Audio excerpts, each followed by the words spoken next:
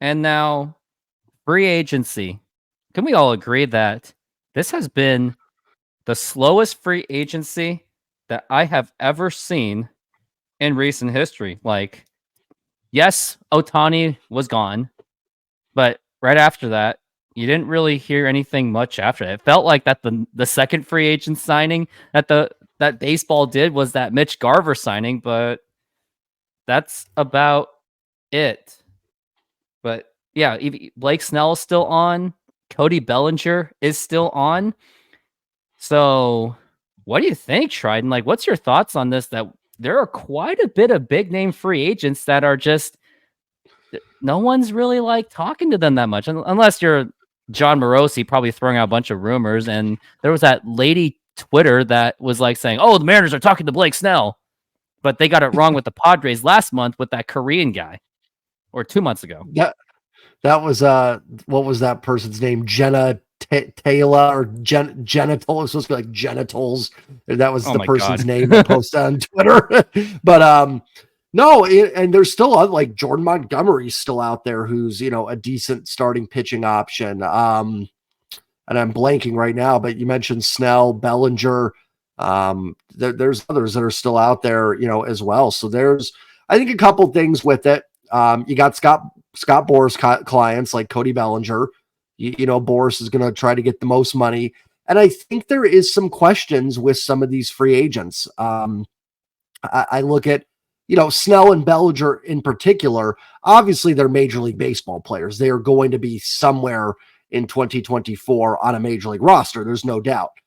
But with Cody Bellinger, we've talked about it before.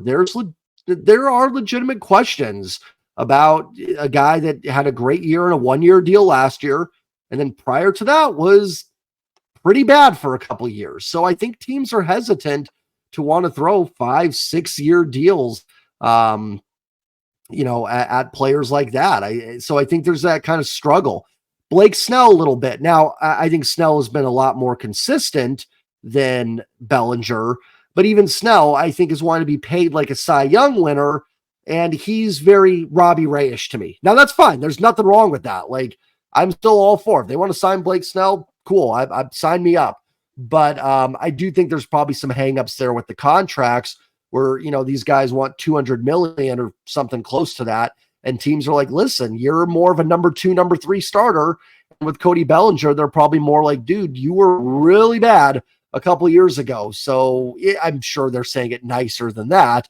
The comments are cracking me up, by the way. But I think that's really the struggle there. And then, yeah, but you hit the nail on the head. It's been a weird free agency that this year. It has not been very active outside of the Dodgers, truthfully. There just has not been a lot of movement. Then, once injuries happen too in spring training, you'll probably see some movement as well.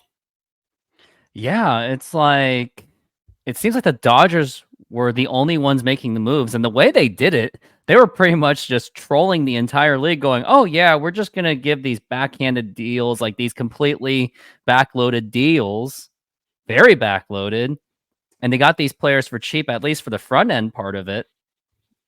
But aside from that, we don't see anything else." And I can see why the hesitations, like you said, that Blake Snell could be another Robbie Ray. And I do think that if Blake Snell was actually on the Mariners, I don't think he would be a number 1 guy. I think I would put him like as a 2 or a 3 guy.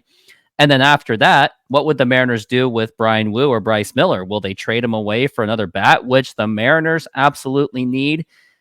Preferably in the outfield. I think the infield can work itself out because Mariners do have a couple prospects in Tyler Locklear and Ryan Bliss, who I think both of them, depending how they do in spring training, maybe that they will be able to step up. And that's why maybe the Mariners haven't really done terribly too much aside from that Polanco trade and Luis Urias.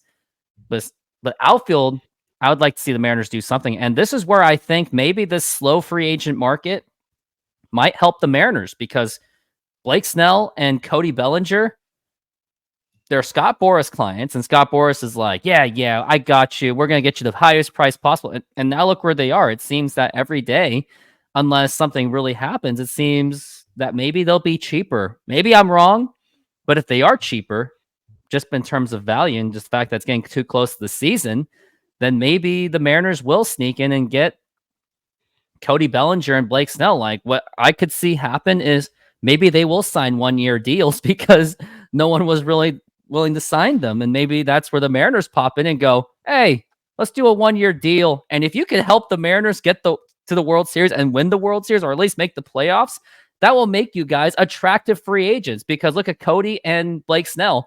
What also didn't help them, but I don't think it should have made an effect, but maybe if you saw the Cubs make the playoffs and the Padres actually play above the expectations, maybe the Mariners or maybe the free agents market would have worked out for them.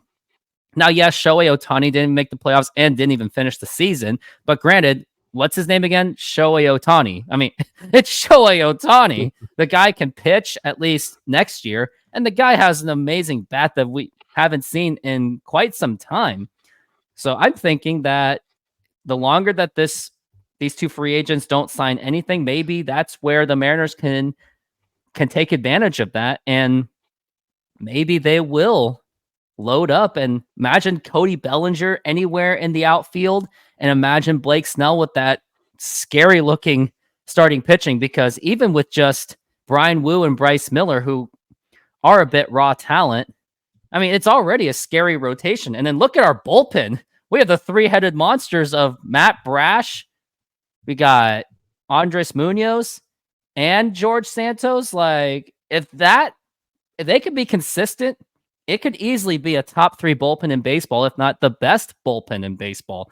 But it all comes down to the bat. And I do think that hopefully, I really hope that this slow free agency really does help the Mariners, and maybe they will sign them to these little dinky 1-year contracts, or maybe a 2-year contract, or anything like that, or maybe a contract where they don't have to overpay. But let's be real, I don't think Blake Snell and Cody Bellinger are going to take, if they're going to take a lengthy contract, I don't think they're just going to settle for like, oh yeah, I'll take a discount. No, they really feel that they should be getting the big money. And Bellinger, had he haven't had those 2 terrible years, he would have easily been like maybe a similar contract, not like Mike Trout level, but would have been close. And then Blake Snell, I guess they're scared of that whole Robbie Ray situation where he had that one bad year with the Mariners. Okay, it wasn't bad. He still got the strikeouts, but he wasn't exactly consistent. But then he got injured. So maybe that's where they're hesitant. And the fact that he is at above 30 years old. So hopefully and ultimately, maybe the slow free agent market can help the Mariners maybe sign in 1 or 2 of those players and get the Mariners loaded up into the 2024 season. Yeah, I mean, I definitely think the longer the free agency goes, the better it is for a team like the Mariners. I don't think they'll end up getting either of those guys. I don't think they're going to give big money to a pitcher, because I think they're going to not that the Robbie Ray deal, I don't even think was that bad, but I think they're going to be like, hey, we gave big money. Robbie Ray didn't really work out. We're going to have to pay Kirby. We're going to have to pay Logan Gilbert. We're going to have to, those guys, even Wu and Miller, if they develop. So I don't think they're going to go after, and I do think Snell's going to get a pretty big deal. I do. I think Blake Snell's going to get a fairly substantial multi-year deal. May not be exactly what he's looking for in terms of money, but I do expect him to get something big. Bellinger, I don't think they're going to end up with Cody Bellinger, but I do think it's more realistic that he could have to do another one-year deal, or like something where there's a club option for the second year or something like that, because I think teams are just very hesitant based on his past year. So, but like you said, the longer it goes, the better for teams like the Mariners that are not forking out big money, at least to free agents. And thank you for reaching to the end of this video. If you'd like to know more about cheap Mariners ownership, check out these following videos, and also hit the like button and subscribe.